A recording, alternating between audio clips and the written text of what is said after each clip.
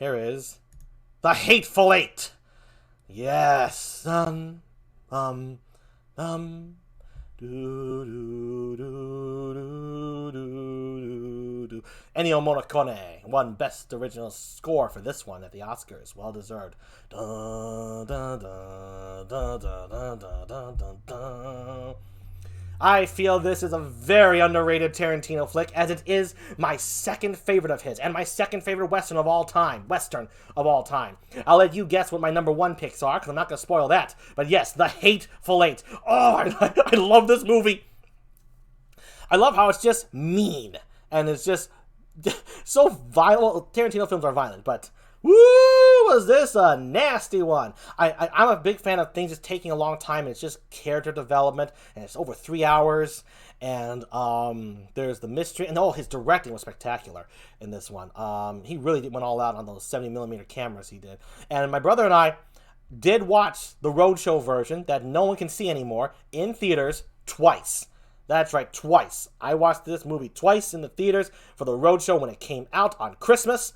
Totally fucking worth it. Whoa, was it a glorious work.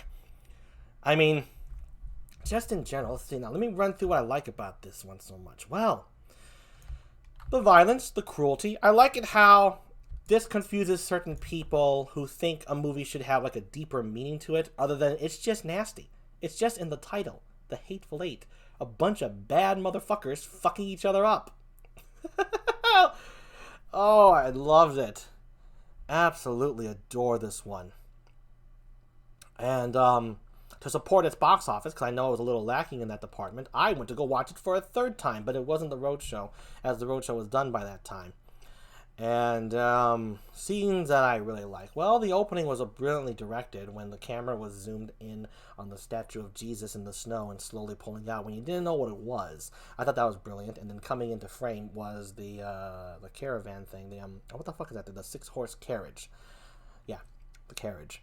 And so that was a great opening. Well, that wasn't the opening shot. That was when the music came in. The opening shots were of the vast terrain of snow. Those were the opening shots. So Tarantino really made use of the 70mm camcorders, 70mm cameras, and just did landscape shots were his first shots. I think it was like a mountain or something like that. Landscape shots tend to, what's the word I'm looking for? I don't tend to notice them a lot, but, and then came in the carriage, and then they find Marquess Warren sitting on a pile of bodies, all equivalent to the bounty on Daisy Domergue's head, who is with John Ruth, the hangman. And just the banter between the two of them, the cruelty of it, and poor Daisy gets beat up so much in this one.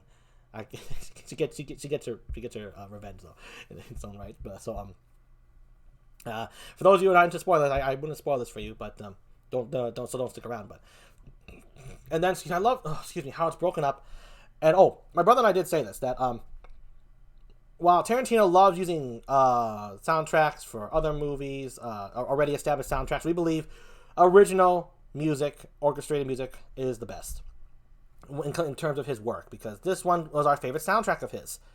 So, again, Marquess Warren, he comes in. I love the dialogue. When the dialogue exchange between him and John Ruth was just like, how long has it been? And then Marquess says, since when? The steak? Oh, about 6 months. And that this movie is just entirely driven by nasty characters. And you just gotta sit with them. And you gotta be in pain with them. The length really adds to that. Even for people, I think, who don't enjoy it. Made them appreciate the fact that this... Okay, I don't want to say they don't appreciate. That is snob. I'll say maybe it's not their thing, but maybe if you can look back on this film and like it, and you didn't like it before, maybe you could look at the pain of sticking with this movie for so long as a good thing, as this movie is not with nice people. You shouldn't feel good with these people. You should feel a little claustrophobic, trapped, and just wanting to get out as soon as possible, because it can only end badly, especially in a movie called The Hateful Eight. And I felt that. Now, I didn't feel pain, because I liked sticking with deplorable characters. It's fun for me. And so as the movie carries on, they run into, of course, Chris Mannix, played by Walton Goggins. Naturally, Kurt Russell's good. I got Samuel Jackson. And, what was her name? I don't really know from many movies, but I remember her name for this one. Shoot, what was Daisy's? What's her actor's name? Oh, I'm so sorry, Daisy. I remember your character name. It's slipping me right now. Hold on, I have to look it up. Just give me 1 second, folks. I have to look this up. For Daisy Domergue.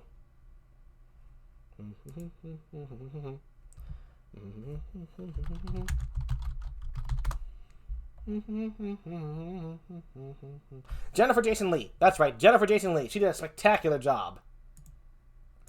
Now, funny enough, a lot of people say that a lot of Hateful Eight are villains. I tend to think of them as just a bunch of messed up, fucked up, nasty people.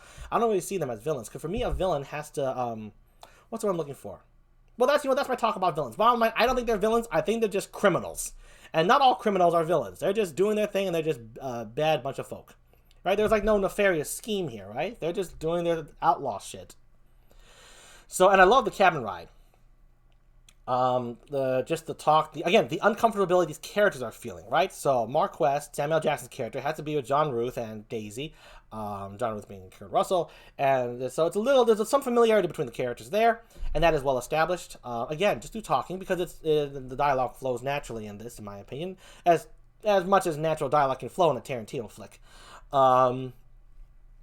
And then Chris Mannix, probably like the most uncomfortable guy to sit in a cabin with, racist son of a gun, and proud of it. And as a result, they're stuck together for a sizable amount of time, maybe 15, 20 minutes, and we're stuck with him too. But they're actually in the ride, so, and, yeah, things get heated, but no bullets fly. It's all just tension building, no matter what. In fact, the first kill doesn't really happen unless you count the bodies that Mark was sitting on. The first kill doesn't happen until right before intermission. Now, for those of you who are not lucky enough to see the Roadshow version, the intermission was awesome. And so, of course, and then they get to Minnie's haberdashery. I'm running through the whole movie here, essentially, so I'm just going to start jumping around a little bit. So, where they meet all the bunch of guys already waiting there, assuming there's going to be a trap because Daisy is part of a band of criminals, and they just know that someone's going to try and help her out. And the mystery is who at the cabin is trying to help her out. That's the kind of mystery aspect of this, where many tales are told, some very stark and disturbing ones, which may or may not be real. It might have just been to get the old man's goat, for those of you who know what I'm talking about. And a Lincoln letter, and plucking a chicken. And it was so cool. So after the first character is killed, it's a perfect time for the intermission, because that was the first death of the show. And again, another well-developed character with minimal dialogue, but everyone just chatting and shooting the shits. And the coldness of this movie. It's not just cold because it's a bad, nasty film. It's cold. And then the Roadshow version went to intermission, and it said 15-minute intermission, I think. And then to let the people know that the intermission was almost over, a song was interjected.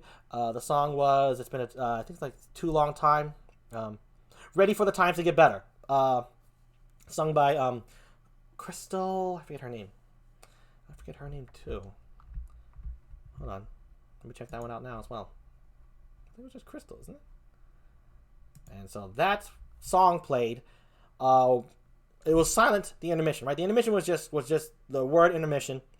And then nothing was happening. Nothing. There was just quiet until that song played. That's what letting the audience know.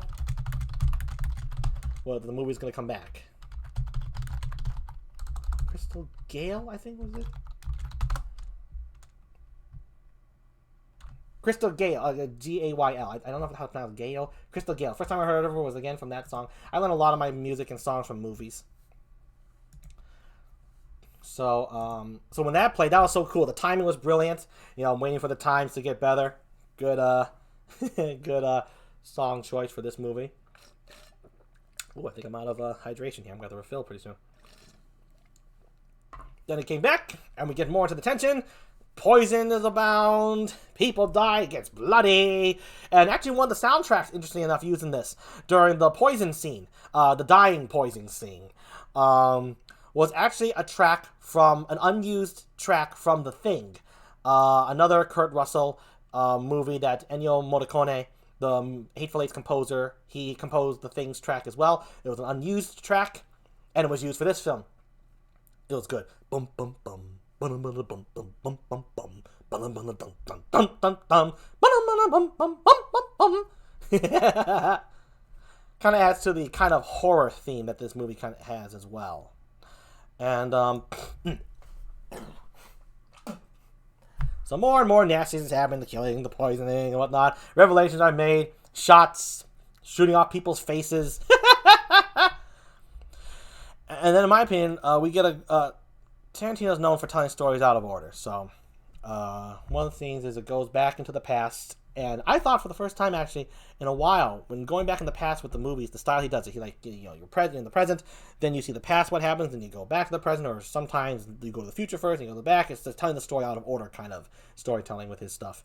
And I felt when it went to the past was really good, because I really wanted to know what was going on in this movie, because mystery was a big theme of the Hateful Eight, and the mystery was about to be solved once he went back, and he obscured the characters, the ones who you are wondering who's on Daisy's side to help her. He obscured them with great, typical cowboy directing, right? You get the shot of the boots, you see them walking through the door. However, timing with the music, the shots, the close-up, in my opinion, and the panning of the camera, it struck every chord. It was brilliant. I loved that directing. I was just like, ooh, I've seen this shot a million times, but this time the shots count because I want to see their faces. So stay with their boots and just make, oh, here they are, here they are, here they are.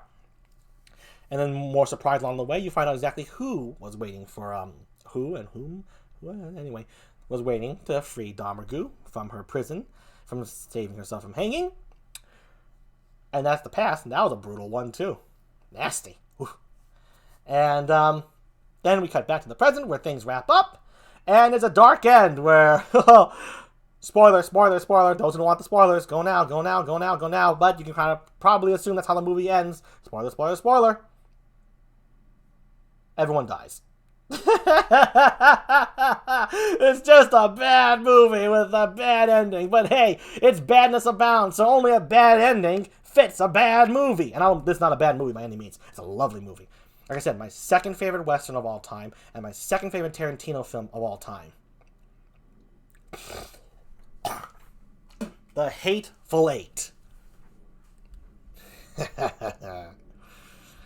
I don't really know what turned people off from this movie. I don't want to know because I love it. But it was just everything I liked in the movie. Long. I love long movies. Nastiness, cruelty, violence, and an ending that makes sense for it all. It's like, in my opinion, at least from my perspective, he could be interpreted that way. I don't know. It wasn't making an excuse for the violence. That usual message that kind of annoys me, which is like, this is just the way life is, oh, let's all get depressed together. To me, this movie is not depressing when it ends. It's a kind of ending where it's like, yeah, that makes sense. You know? And it's not asking me, or telling me, or shoving down my throat to say, you have to believe this. It is absolutely the way, because I know what I'm talking about. Because if you just look at life, you know what life is about. I'm putting this in my movie. Take it down your throat. I hate that feeling. I hate that feeling so much. And any movie, no matter what the story, no matter what the entertainment, no matter what the plot, I will never, ever get on board with that kind of storytelling, ever. And for me, Hateful Eight doesn't have that. It's just a bunch of jerks who fucking kill each other. And it's drawn out, and it's grueling, and it's beautiful. Thank you, Hateful Eight, for being my first roadshow movie, as well as my second favorite Western. At the time, I think when I watched it, I thought it was my favorite. Then I rewatched my actual favorite Western. That one, by far, is not underappreciated. That one is very much beloved. But I'll let you, the chat and the audience, guess what that movie is, what my favorite Western is. And I do love Westerns, by the way. I've seen, let's list them off. I've seen The Good, Bad, and the Ugly. I've seen Once Upon a Time in the West. I've seen The Oxbow Incident. I've seen Appaloosa, 310 to Yuma, both of them. Unforgiven. I've seen, what else? What's that one called? Desperado? Desperado is like Western themed, I'd say, Luna. Awesome that you're still here. Nice. Desperado's more like an action, I think.